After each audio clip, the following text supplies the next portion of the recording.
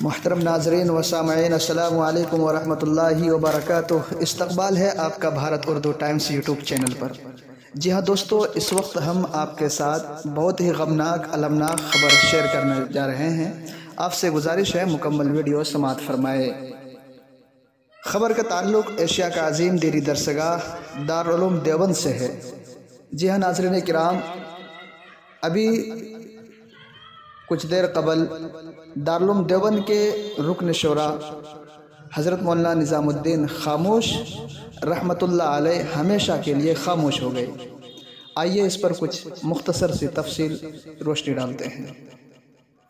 حضرت مولانا نظام الدین خاموش دارالعلوم دیوبند کے سابق کارگزار محتمم حضرت مولانا غلام رسول خاموش صاحب رحمہ اللہ کے بڑے صاحبزادے ہیں۔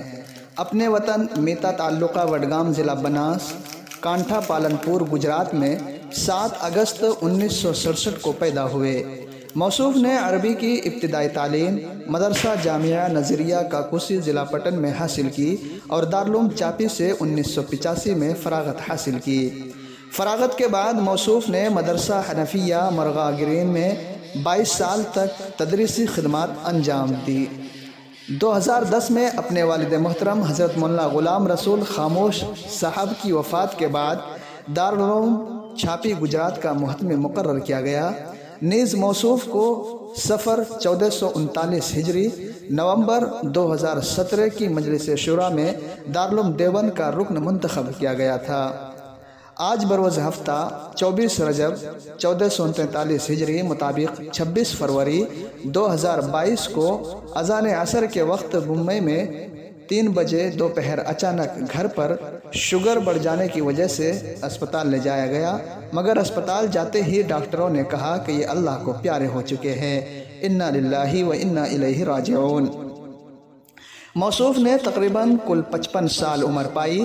واضح رہے کہ رمضان المبارک میں موصوف کی اہلیہ بھی وفات پا چکی ہے۔ الحمدللہ موصوف کی والدہ محترمہ اور حضرت مولانا غلام رسول خاموش صاحب کی اہلیہ بقید حیات ہے۔ اللہ آپ کی والدہ محترمہ کو اور دیگر جملہ پسماندگان بالخصوص اکلوتے بیٹے مولانا محمد خاموش کو اور ہم سب کو خوب صبر جمیل عطا فرمائے اور موصوف کی بال بال مغفرت فرمائے۔